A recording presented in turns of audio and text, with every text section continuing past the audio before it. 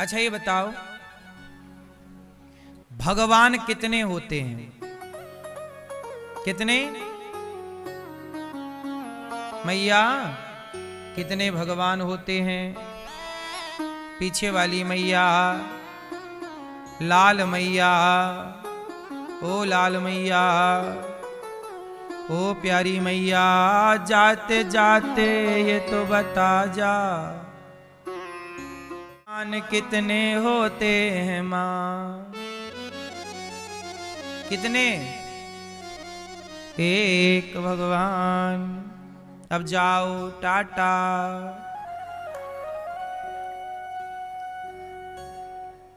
भगवान कितने होते हैं? एक।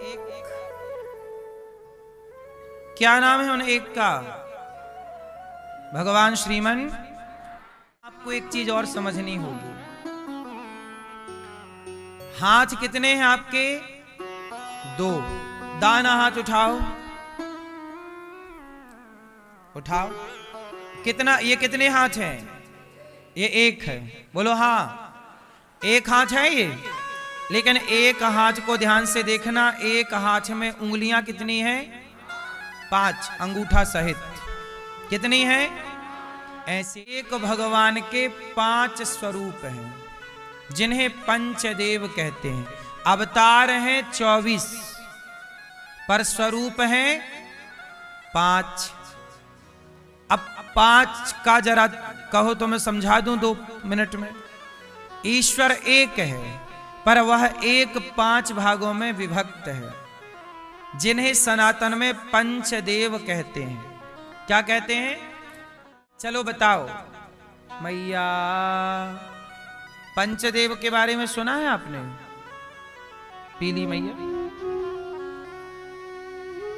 पंचदेव के बारे में मैया आपने सुना है? पंचदेव के बारे में? चश्मा वाली मैया, पंचदेव के बारे में सुना आपने? कौन कौन होते हैं 5? हैं? शिव जी, हनुमान जी। शिव जी ही हनुमान जी। दूसरा? हाँ राम। फिर? नहीं, विष्णु ही राम है, एक हुआ ये।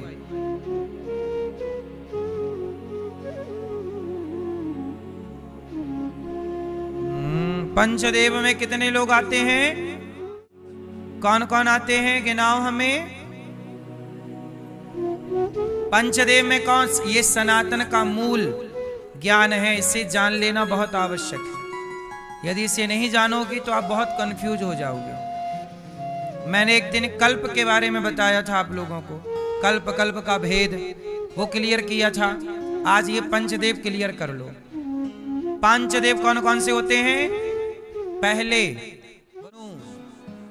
जोर से भगवान विष्णु बोल दिया तो राम भी आ गए, कृष्ण भी आ गए, नरसिंह भी आ गए, वामन 24 अवतार विष्णु में आ गए। ठीक, क्लियर।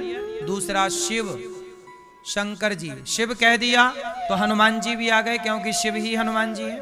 और 12 ज्योतिर्लिंग आ गए, शिव आ गए। और तीसरा है दुर्गा जी। दुर्गा कह दिया तो 52 शक्ति। दुर्गा कह दिया तो 52 सारी देवियां आ गई, शक्तिपीठ आ गई। चौथे गणेश जी, गणपति बप्पा। कौन आ गए? गणेश जी। और 5वें सूर्याय नमः, आदित्याय नमः, भौमाय नमः, खगाय नमः, मित्राय नमः, भास्कराय नमः। सूर्य भगवान। हम सनातन कितने लोगों की पूजा करते हैं? 5। भगवान विष्णु, विष्णु के 24 अवतारों की पूजा हम सनातनी। दूसरा पूजा करते हैं हम शंकर जी की, शंकर जी के 12 ज्योतिर्लिंग और अनेक रूपों की। जैसे शंकर जी का एक रूप है हनुमान जी, तो हम हनुमान जी की भी पूजा करते हैं। तो हम शिव के उपासक हैं, नारायण के मतलब विष्णु के उपासक हैं। 2, 3 दुर्गा। हम आदि नवरात्रि में पूजा करते हैं कि नहीं दुर्गा मैया की? बोलो हाँ। हम सनातनी हैं, तो दुर्गा के उपासक जरूर होंगे। वो दुर्गा, काली, कामाख्या, केला और विंध्यवासिनी, ज्वाला माँ, शारदा माँ और कटरा में वैष्णवी माँ, वैष्णव मैया, हम सब ये उपासक हैं माँ भगवती के। माँ भगवती के अनेक रूप हो सकते हैं, लेकिन वो हैं सब एक ही। बोलो हाँ। तो चौथे हैं गणेश जी। हम सनातनी बताओ सत्यनारायण भगवान की पूजा करते हैं, तो पहली पूजा किसकी करते हैं? सनातनी हो तो गणेश जी की पूजा करनी होगी। और 5 सूर्य भगवान को जल सब चढ़ाते हैं। कोई राम का भक्त हो या कृष्ण का, शिव का हो या दुर्गा का, भक्त किसी के भी हो, पर सवेरे उठ के पहले सूर्य उपासना सनातन की पद्धति है। पहली उपासना सूर्य। हमारे सनातन में सूर्य भगवान का व्रत होता है।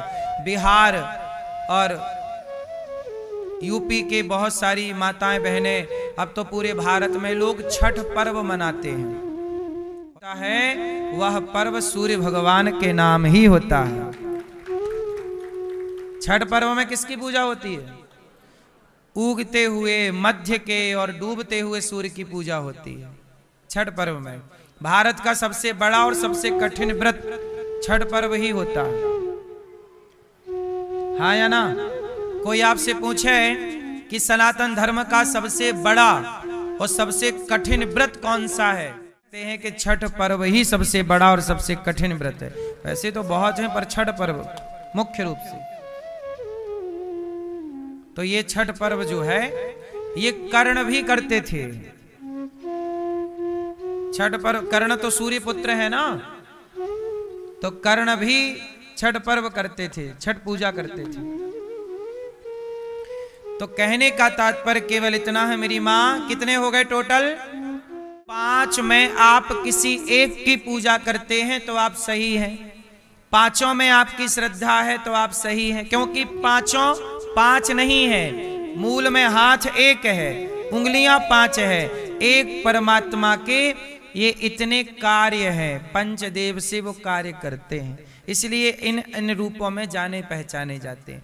जो समझदार है वो 5 नहीं मानता। जैसे गाय के थन 4 होते हैं। गाय के थन कितने हैं? लेकिन चारों में दूध तो एक सा ही है कि अलग अलग है? दूध 4 तरह का है क्या? थन 4 हैं, पर चारों में दूध एक सा ही है। उसी तरह भगवान के ये स्वरूप 5 हैं पंचदेव के। अवतार 24 हैं, लेकिन मूल रूप से भगवान एक ही हैं। इसलिए कभी देवी भागवत पढ़ोगे तो लिखा गया कि देवी जी ने सृष्टि बनाई। शिव महापुराण पढ़ोगे तो लिखा कि शिव जी ने सृष्टि बनाई। गणेश पुराण पढ़ोगे तो लिखा है कि गणेश जी ने सृष्टि बनाई। विष्णु पुराण पढ़ोगे तो लिखा है विष्णु जी ने सृष्टि की। तो जो पुराण पढ़ोगे वो उनसे सृष्टि का क्रम मिल जाएगा। फिर आप हो जाओगे कंफ्यूज कि उन्होंने की कि इन्होंने की, क्या लिखा है। तो नहीं, ये 5 में क्या होता है कि मैंने एक दिन बताया था ना कि कभी भगवान ने इस कल्प में ये लीला कर ली तो कभी उस कल्प में वो लीला कर ली। तो कभी दुर्गा, जैसे आपके घर में 4 हैं, देवरानी, जेठानी, सास और ननंद, 4 स्त्रियां हैं। तो कभी बर्तन आज इसने मांज लिए, कभी इसने कर लिया, कभी भोजन इसने बना लिया। काम वही है, पर अदल बदल के आप लोग कर लेते हो। का क्रम वही है, उत्पत्ति करना, पालन करना, संहार करना। कभी वो क्रम दुर्गा जी कर लेती हैं, कभी शिव जी कर लेते हैं, कभी भगवान विष्णु कर लेते हैं। काम वही है, मिल बांट के कर लेते हैं। तो कभी इस कल्प में, इस पुराण में इस कल्प की कथा है, उस पुराण में उस कल्प की कथा है। कल्प भेद से आपको लगता है कि अलग अलग है। इसलिए सनातन का जब तक पूर्ण ज्ञान नहीं होगा तब तक आप रहस्य नहीं समझ सकते। उलझी गुत्थी क्यों है? ताकि आप लोग पढ़ें, सत्संग करें। यदि आप, जैसे इससे ये पता, जैसे अब हम ये कैसे पता लगाएं कि आप, अब जैसे यहाँ कोई आप तिलक लगा के कोई मुसलमान आके बैठ जाए, कोई ईसाई आके बैठ जाए और कहे जी मैं हिंदू हूं, तो कैसे पता लगाओगे कि हिंदू है? तो हमारे यहाँ का ज्ञान ऐसा था कि उस परंपरागत जाता था कि ये हिंदू है कि नहीं। इसलिए हमारे यहाँ शादी विवाह के पहले कुंडली मिलाना, गोत्र देखना, ताकि पता लग जाए मूल में जाके कि ये है कौन। हमारे सनातन में आधार कार्ड तो आज आ गया, कैमरा मोबाइल तो आज आ गए, लेकिन सनातन तो लाखों साल से है। और यहां पे व्यवस्था क्योंकि हमारी व्यवस्थाएं इतनी स्ट्रांग हमारे ऋषियों ने डिजाइन किए, बिगड़ ही नहीं सकती। इसलिए शादी के पहले गोत्र देखा जाता। हमारे यहां समगोत्र में भी शादियां नहीं करते। क्यों भैया? तुम्हारा गोत्र क्या है, तुम्हारे बाप दादे क्या करते हैं, है ना? तुम्हारी नाड़ी क्या है, गोत्र क्या है, शिखा क्या है, वेद क्या है, बता। अब इतने सवाल कर लो तो जो याद करने वाला इतना याद करेगा, फंस जाएगा। तो पहचान हो जाती थी कि ये पक्का है कि कच्चा है। इसलिए सनातन में कोई घुस नहीं सकता था ना, क्योंकि इतना बड़ा संसार है, वो सनातन को सुरक्षित रखना है। इसलिए हमारे यहाँ ऋषियों ने अलग अलग बातें, एक देखो ऐसा है, देखो ध्यान से यहां देखो, यदि सारी बातें मैंने एक पुस्तक में लिख दी तो आप एक पुस्तक मेरी जला दोगे तो सारा ज्ञान। बोलो हाँ, बोलो हाँ, थोड़ा जोर मेरी मां। सारा ज्ञान एक पुस्तक में रख देंगे तो कोई, अब नालंदा में आग लगा तो दी थी मुगलों ने, बोलो हाँ। गुरुकुलों में आग लगा दी मुगलों ने। एक पुस्तक में ज्ञान लिख देंगे तुम जला दोगे। इसलिए हमारे ऋषि मुनियों ने अलग अलग लिखा। थोड़ा गीता में ज्ञान है, इसमें सब अलग अलग कर दिया, ताकि जब तुम्हें संपूर्ण ज्ञान चाहिए तो सब शास्त्रों को पढ़ लो।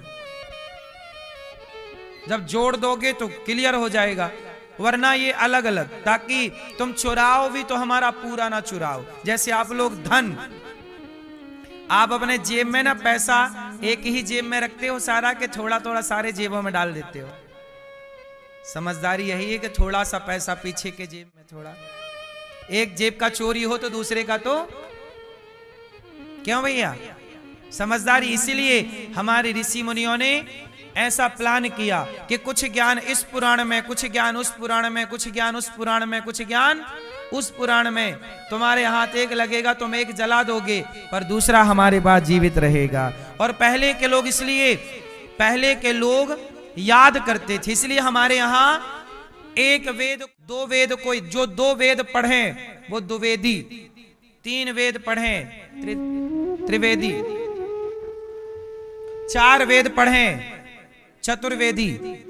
मतलब तुमने चार, मतलब देखो क्या है, बच्चों को रटा देते थे। एक वेद इसे याद करा दिया, एक वेद इसे याद करा दिया, एक वेद इसे, तो क्या है, अब तुम पुस्तक जला दो। हमें तो ये पुस्तक का पूरा याद है, अब तुम जला दो। गीता पूरी याद है, तुम जला दो। जब इतना कुछ जला दिया मुगलों ने, फिर भी सब कुछ बचा, तो कैसे बचा? क्योंकि हमारे अपने ऋषियों ने याद कर रखा था, सब चीजें सब बचा रखी थी। यदि वो याद ना किए होते तो आज तुम्हें गीता देखने को ना मिलती। बोलो हाँ। तो सनातन का